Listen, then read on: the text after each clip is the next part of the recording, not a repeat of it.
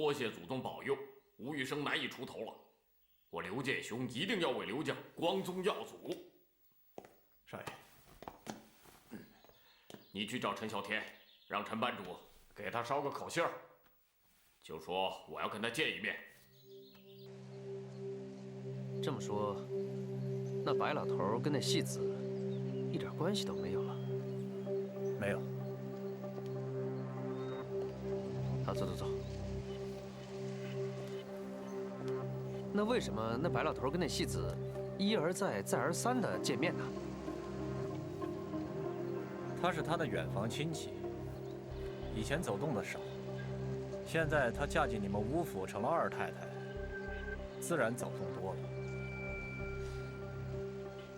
哎，我跟你说个事儿。啊，你们家二太太可是约我们家少爷私底下见面。是吗？什么地方？鸿宾楼。这么说，那戏子一直瞒着我们，私下里跟你们少爷有来往。哎，这可是我们少爷的秘密，千万别跟任何人说起啊。哦，我不乱说，我不会乱说的。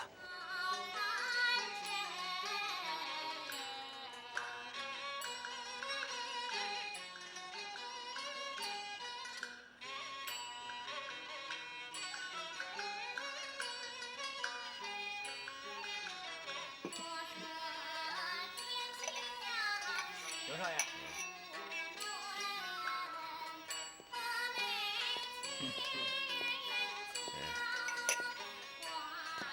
邓小姐，听说你想跟我们和解，是这个意思，不过不是和吴家，是跟你和好。我不明白你的意思。你是真不明白，还是装不明白啊？我是吴家的少奶奶，你不跟吴家和解，跟我和解，难道你是想让我跟你一起同流合污？邓小姐，果然聪明绝顶，我就是这个意思。少跟我来这套。据我所知，那戏子与刘建雄一直暗中来往，就算少爷不计较他与小裁缝勾搭，但他能容忍那戏子跟仇家勾结吗？不会吧？他和小裁缝来往就实属过分，他怎么还能和刘家暗地里来往呢？朱顺亲口告诉我的，他今天约了刘建雄在鸿宾楼见面，说是要商量事情。那你知道谈什么事吗？哎呀，还能有什么事啊？无非是想绕开我们，叫刘建雄出面救少爷。他太可恶了，不让我拿娘家的钱去救少爷，自己却去找刘家。就是啊，一定不能让他阴谋得逞。你让巧菊悄悄地打探一下，有什么情况就来告诉我。好。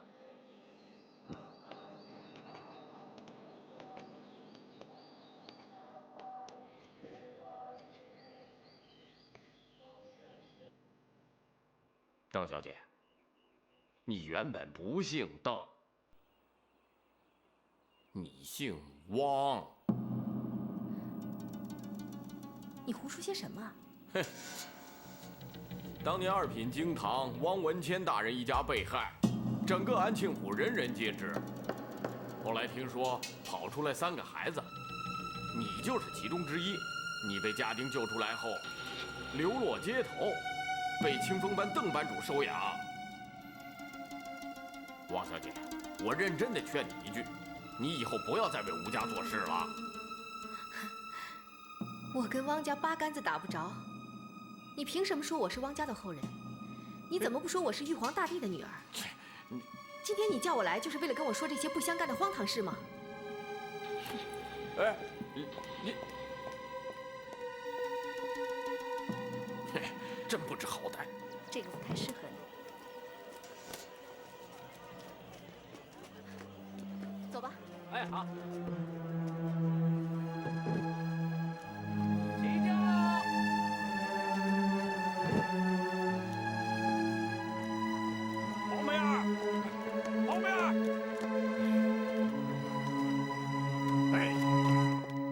见到黄妹儿了，他怎么说？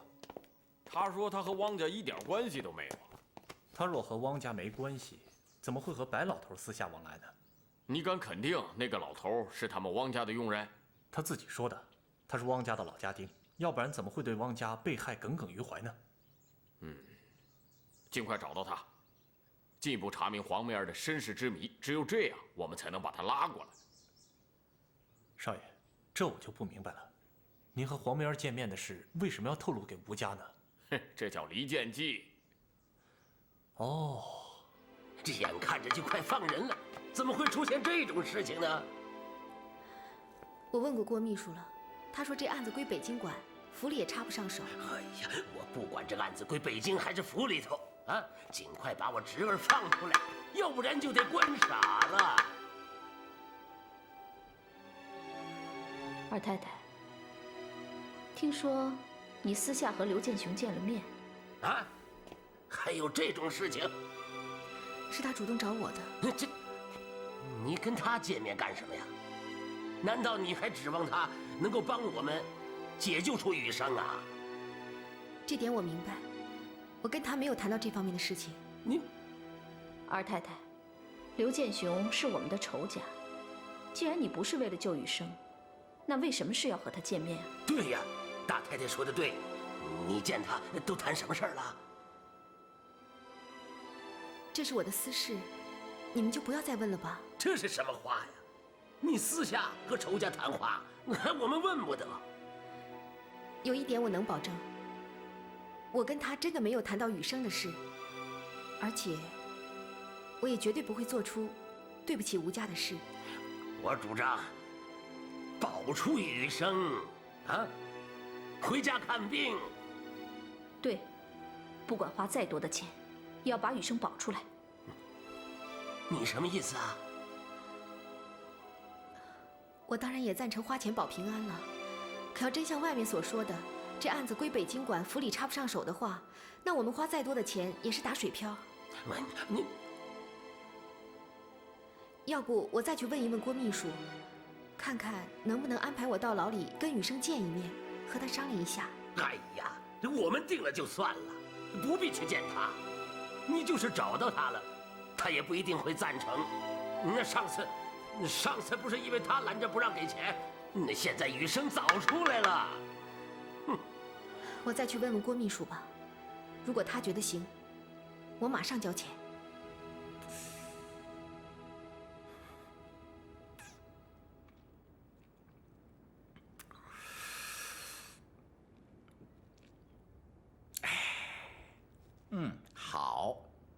好，味道不错嘛。哎，公司刚生产的，全部出口欧洲，正宗的英国配方。保鼎行垮了，你们发达了。百足之虫，死而不僵。要说保鼎行垮了，还为时尚早。哎，建雄啊，这吴宇生他到底是怎么了？这北京大案究竟什么案子呀？你真的不知道？不但我不知道，连金道他也不知道啊。北京方面让我们关人，可又不告诉我们案情，这是对我们不放心呢，还是故意刁难我们呀？哦，哎，据我二叔讲，与北京的失窃案有关。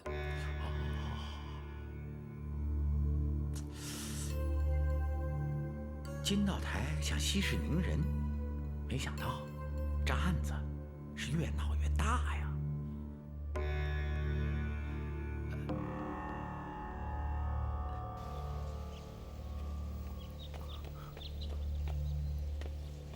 二太太，吴伟，找我来有什么事啊？少爷让我带样东西给你。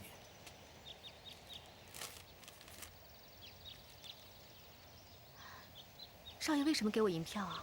少爷说，安庆乃是是非之地，让你拿了钱尽快远走高飞。你回去告诉他，我不是那种人。哎，你这是干什么？二太太，少爷知道您不会离他而去，所以让我替他跪求于您，求您千万保重自己，先行离开安庆。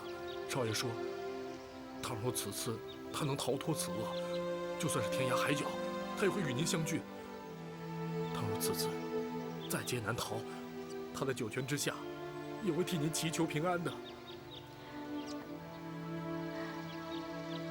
你先起来。少爷说了，你要是不答应，我就长跪不起。你先起来。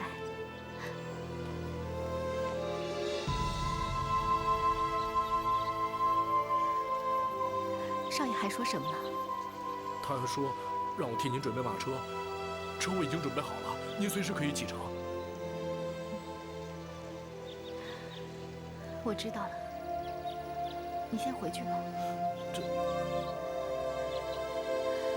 回去吧。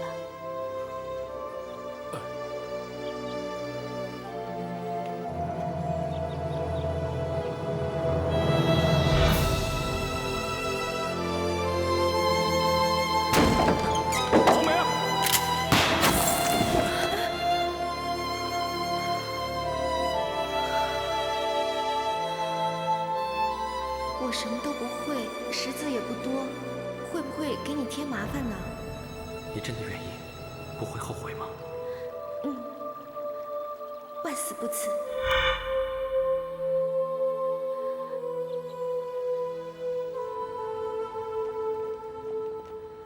郭秘书，还要再麻烦你安排我跟我丈夫见一面。哎呀，很难啊，这得有金大人亲自批准才行啊。原本答应放人，后来又不放了。我怕雨生会想不开，我想见他一面，安慰安慰他。无论如何，你帮帮我这个忙吧。你的难处就是我的难处，让我再想想办法。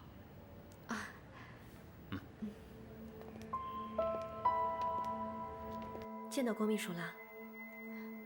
怎么样？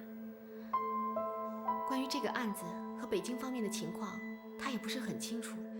现在就连金道台都蒙在鼓里。北京方面的事情，刘建雄他二叔都是绕过道台府，直接跟刘建雄联系，再由他私下转告胡明九。金道台虽然对此十分不满，但是他也无可奈何。所以现在我们就是花再多的钱，也未必能办成事。再说，雨生也不愿意让我为他花钱，他说要把钱留下来，攒着到北京交给李大哥。这样吧，我来想办法搭救雨生。清泉虽然不在，但是营中有他的生死之交，文的不行，咱们就来武的。那你可要小心一点儿。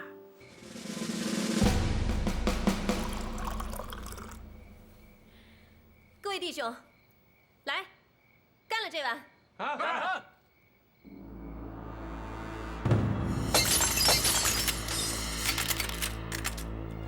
出发！报告，李夫人，情况有变，外面来了大批兵马，在我们营盘旁边扎营，而且是呈2翼前置状，显然要对我们不利。哪里来的兵马？镖先问过了，带队的镖统大人说，是尼督军为加强安庆防卫，从省府调来的兵马。来多少人？整整1镖。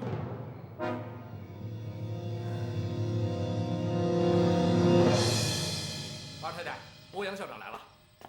请。欧阳姐，怎么样？雨生救出来没有？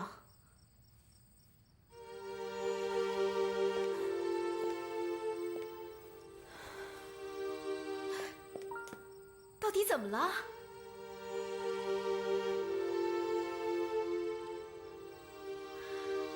尼督军带了整整1镖军队，相当于清泉军队的2倍，守在门口，而且都是新式的武装。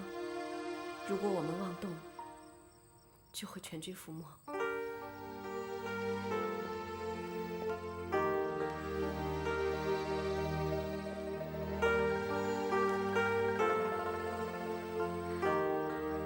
清泉说的对，雨生见过宋先生遇刺的案宗，这里边肯定有联系。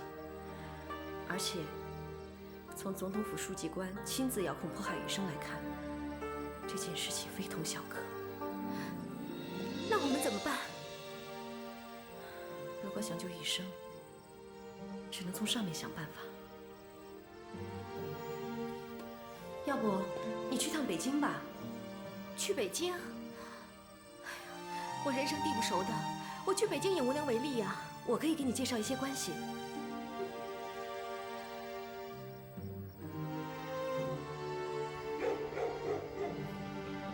你这次来的太突然了，之前也不来个电报，是不是有什么重要公务啊？就是为了司法部档案被窃一案，大总统亲命于我，让我返回安庆督办。二弟好不容易回来一趟，这次可一定得多住些日子。是呀是呀，大嫂啊，这次这个案子比较复杂，我就是想早走，怕也难以脱身呐。熊儿啊，听说你的公司办得不错呀。网和公司成立是由二叔牵的线，名字也是二叔起的。这儿岂敢当儿戏啊？如果做不好，那还有什么脸面见二叔啊？多亏你介绍这家英国公司和建雄合作，自打办了这个公司以后，那建雄啊可出息多了，起早贪黑的，大烟和麻将都戒了。那生意是越做越有起色。好啊，好，哎呀，这回吴宇生怕是难逃此劫了啊！往后安庆就是我们熊儿的天下。熊儿，这是天助你也呀！听说总统府的刘秘书刚回来了。我也刚听说，具体情况我还不太清楚。你跟刘家一向是世交，他没告诉你？我刚从外边办案回来，还没来得及见他呢。哎呀，奇怪了，身为北京的要员，既不见省府官员，也不和府县的官员见面，成天躺在刘家不出来。你帮我打听一下，他不召见我们，我们主动上门去拜访。是。我听说你把宝典行的生意给抢了。他们自作自受，吴宇生一直和我作对，没想到自己关进了大狱。眼看着我们加工好的茶叶成箱的运出去。建雄啊，宝典行可是树大根深的，你不能小看他们。百足之虫，死而不僵。二叔的话，我牢牢记在心上。你知道我这次为什么突然回来？二叔不是说与北京机密文件失窃大案有关吗？二叔，那你为什么不召见金道台和胡明九啊？我不见他们，他们自然会找上门来。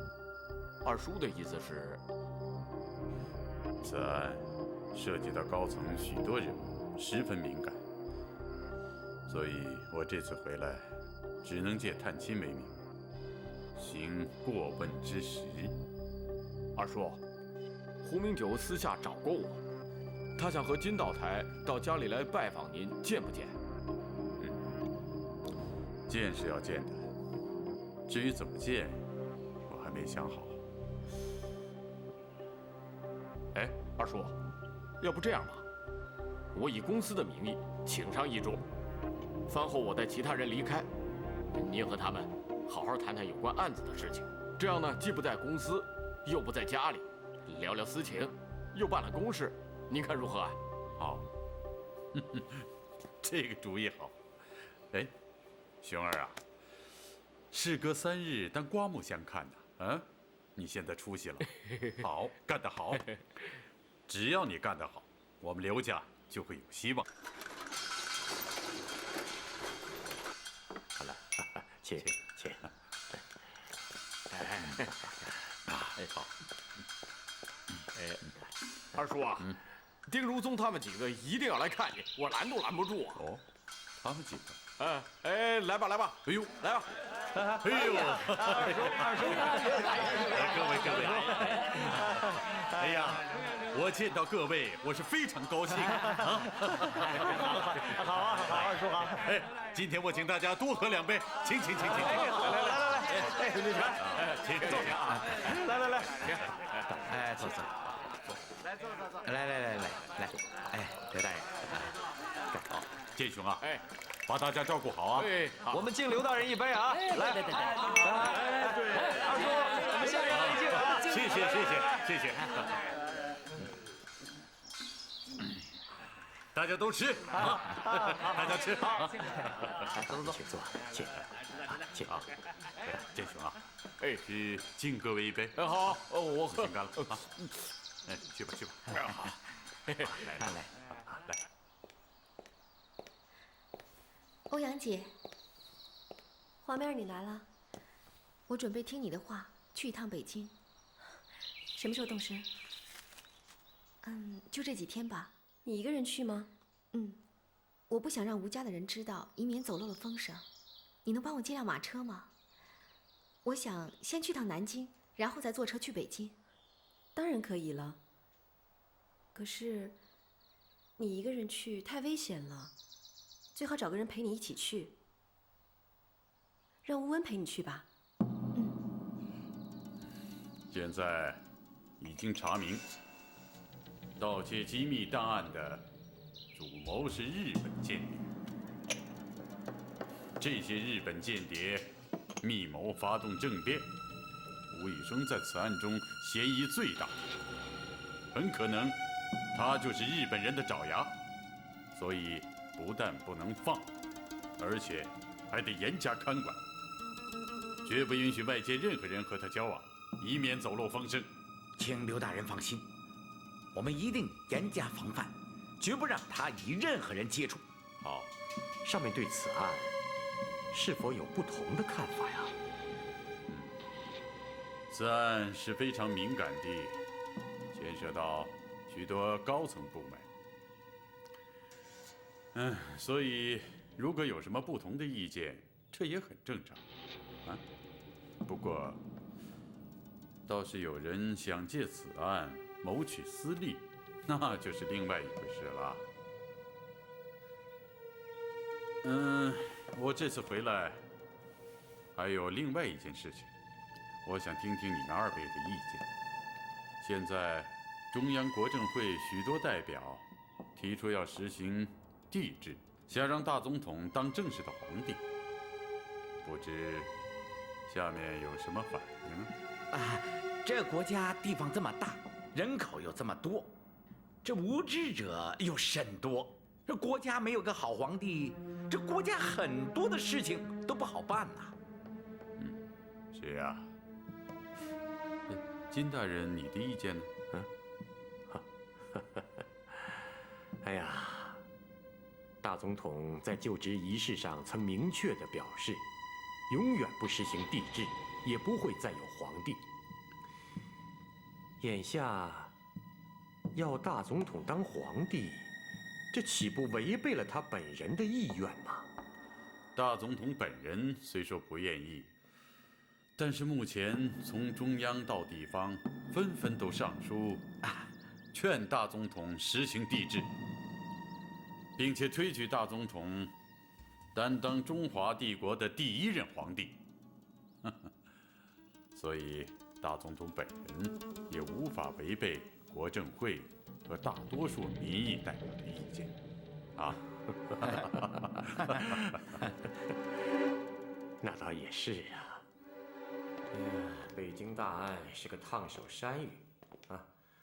刘大人把吴宇生交给我们，无论处理重了还是处理轻了都不好办啊。好，金大人，您看我让刘建雄问问刘大人，摸摸情况。哎呀，不用问了。他这次回来以探亲为名，表面上是为了北京大案，可真正的意图在于总统想当皇帝，想摸清下面的情况，啊？哎呀，他特意到南方各省暗中串联，充当说客。据我所知，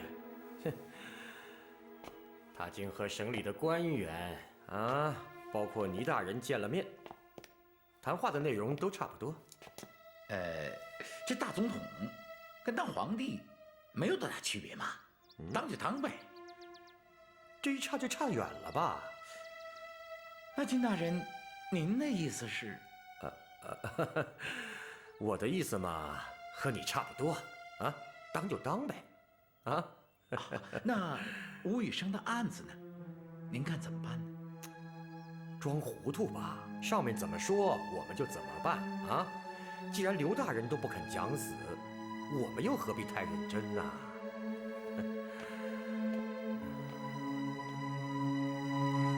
建雄啊，这袁世凯要当皇帝了。胡局长，你觉得好不好？当然好，当然好。金大人好像不太赞成吧？他呀，他不赞成，也不会跟我说呀。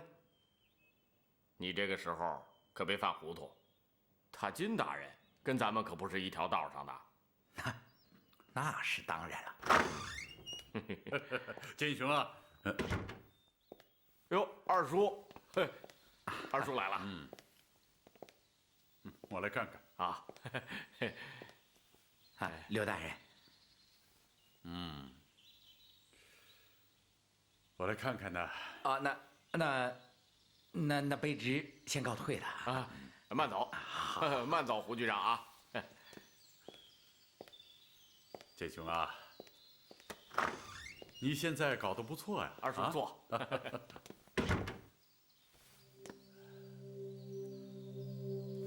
我今天来啊，是要告诉你一个好消息啊！天下恐怕马上就要易帜了，袁世凯他就要登基做皇帝了。哎呀，二叔，那你不也要升官了吗？不光是我，全天下的官吏都会有所变动啊。咱们远的不说，就说安庆吧，那个金志平就得卷铺盖卷滚蛋。那谁来代替他？胡明九他行吗？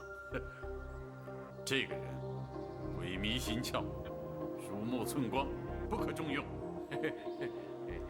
还是二叔有见地，这个人是见钱眼开。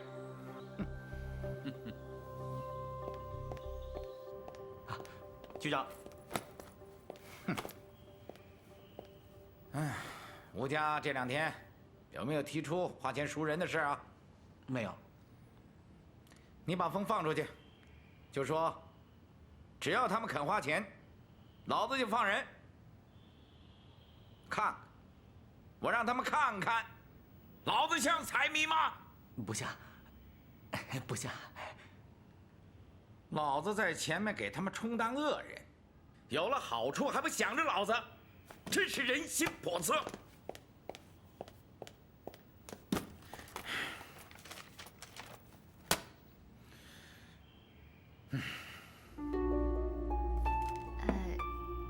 这是我师妹给您的银票。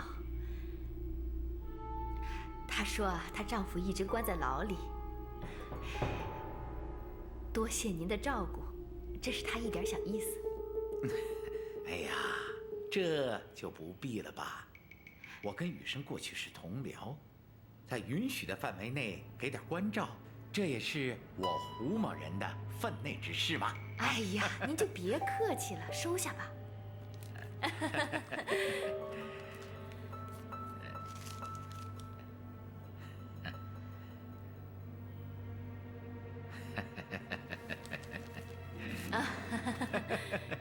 哎，小田啊，我提醒你啊，你可别跟你的师妹走得太近，有些事你不懂，沾上就麻烦了。您的意思是关于吴少爷的事儿？是啊，有些事情恐怕你还不知道。这次总统府的刘大人特地到咱们这个地方来，就是为了这吴宇生的案子呀。那依您看的话，他能判多大罪啊？我告诉你啊，你可千万不要讲出去。哎呀，我的胡大人，您还不相信吗？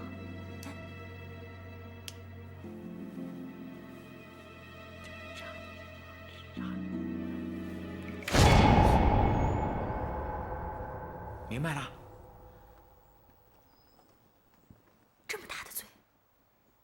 太可能吧？掉脑袋的事情，我敢乱讲吗？那还有救吗？哎，难呐，太难了。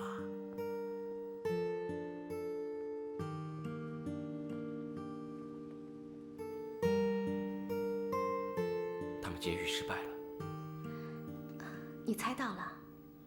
看你的脸色我就知道，欧阳他们没有成功。我看你还是到北京，把钱交给李清泉。全给清泉。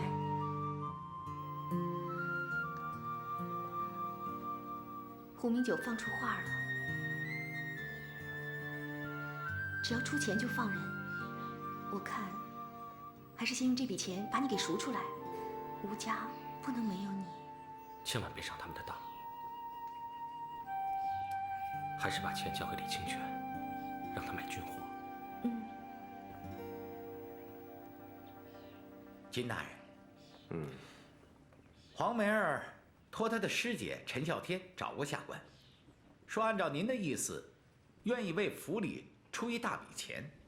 我看这事儿可以考虑啊。是吗？有了这么一大笔钱，税收就不成问题了。既然收了人家的钱，就要有个交代。据下官所知，精密尸窃案只是怀疑到吴玉生，并没有确凿的证据。我看问题不大，只要他们吴家肯出这笔钱，我们可以给北京打个报告，就说犯人病重，家属恳求交保治病。反正他人是关在家里头，只要我们加强监视，他是跑不掉的。万一有什么情况，我们可以随时把他抓回来。而且我们既帮了吴家，也不至于把后路堵死。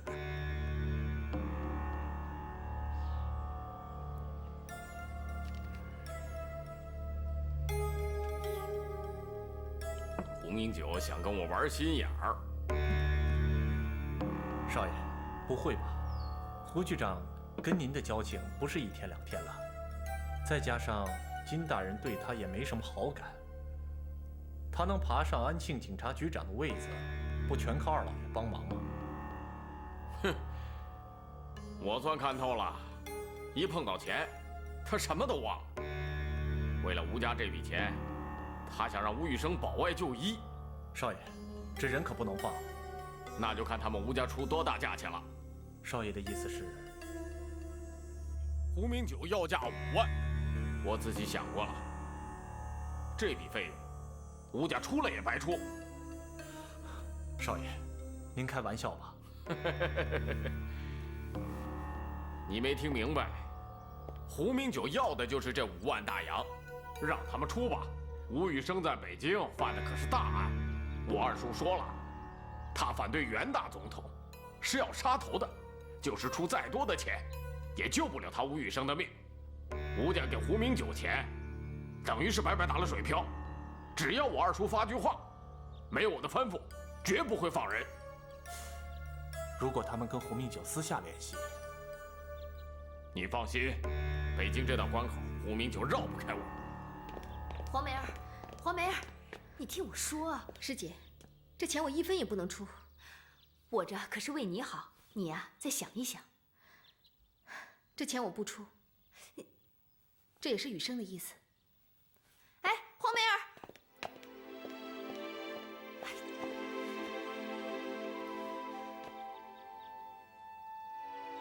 二叔，胡局长那儿放出话了，说只要我们愿意出一大笔钱，衙门就准备放雨生回家。听说这个案子归北京管，我们花再多钱，府里也不会放人的。现在情况不一样，安庆府税收完不成了，胡局长说可以变通一下，只要我们交钱，他们就以治病的理由把他放出来养病。哎，他们准备要多少钱呢？5万现洋。哼，他们真敢张口啊！这么大一笔钱，二太太不肯开银票怎么办啊？这关系到少爷的性命。二叔，只要你出面，他不敢。所以很难说。你又听到什么了？二叔。你来的正好，坐吧。为了放雨生，衙门张口要5万，你知道不知道这回事儿啊？胡明九托人给我带了信，不过什么？这个案子是归北京管的，安庆府做不了主，我怕又像上次一样，人放不了，钱都被他们拿走了。不会，胡局长说了，雨生不是这个案子的主犯，然后让刘建雄的叔叔在上面协调。只要我们出钱，衙门就可以以雨生生病为由，放他回家养病。大姐，刘家恨不得置我们于死地，怎么可能帮我们呢？巧菊，是不是你牵了线？跟他没关系，是我的主意。我担心其中有诈。你放心，必要的时候我亲自出面谈，绝不会再发生上次的事情。好了好了，不再争了，就这么定了。让大太太带着银票，和田管家一起去找那个胡局长。哎呀，反正是不见兔子不撒鹰，银票在我们手里攥着啊，他只要放人，再给他钱也不迟嘛。二叔，这件事情我跟欧阳校长和雨生都商量过了，我们一致的意见就是应该再拖一拖。再说那么多的现洋，一时半会儿也凑不齐呀。怎么凑不齐了？保鼎行这么大的家业，不要说是5万，就是20万也难不倒吴家。你懂什么？我们说话你插什么嘴？你心里边有鬼！少爷大难临头，你攥着吴家的钱不放，你还去换成银票，你是不是想私吞啊？你放肆！你以为我不知道啊？你昨天、今天从钱庄提了大笔的钱，现在要提少爷救命的钱，你反倒不肯了。我问你，你那些钱是怎么提出来的？你那些钱到底派什么用场了？你当着二叔老爷和大太太的面，你说清楚啊！你住口！你不要脸！我们吴家有难，大难临头，你不帮我们吴家，还背着大太太在外面提钱，你就是想私吞！你胡说八道什么？放肆！你这眼里还有没有我这个族长了啊？哼！我这族长还在这儿呢，还不赶快给二太太跪下认罪？巧菊，二叔已经发话了，你赶紧跪下，给二太太赔不是。之后让田管家把你带回房里面，闭门思过。对，你好好的反省反省。不行，一定要把他关起来。二太太，你不要和下人一般见识，我代他向你赔不是好不好？我不光要跟他见识，我还要跟他追究到底。他刚才说的话不像是他说的，他要是不老实交代，就不能把他放出来。田管家，把他押下去。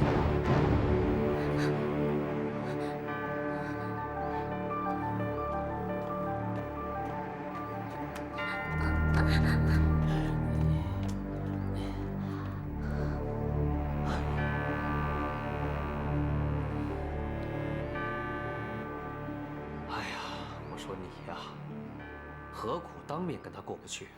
你们都怕他，我不怕。我说的都是真话。哎呀，到底是听谁说的？是谁说他从钱庄往外提钱呢？是中药铺的朱老板。朱老板？他说二太太昨天一次从顺发钱庄提出了5000现洋呢。他要这么多钱干什么？他还从别的钱庄提出了钱呢。怪不得我们救少爷凑不齐钱呢。他私自提走那么大笔钱呢？这明摆着，他就是有不可告人的目的。哎呀，巧菊，你为什么不事先告诉太太和二叔啊？我说了，他们都不相信我，所以我才当面戳穿二太太的。这件事情非同小可，我得好好查一查。除了顺发钱庄，还从荣记钱庄提出了钱。哎呀，巧菊啊，现在少爷不在家，这个家由他管，所以啊，你一定要小心行事，千万不要再跟他争吵，好吗？你们都不说，就让他一个人乱来吗？整个宝鼎行都被他卖了，大太太还蒙在鼓里边呢。越是这样，我们越要沉得住气。我们必须把他赶走，啊！但是呢，要抓住他的痛处。你比如说，他去见刘家少爷，他干什么的？他提了那么多钱，到底又是用来干什么的？你说这钱是不是被他私吞了呢？哎，这些事情查清了，后面的事情才好办。要沉住气啊！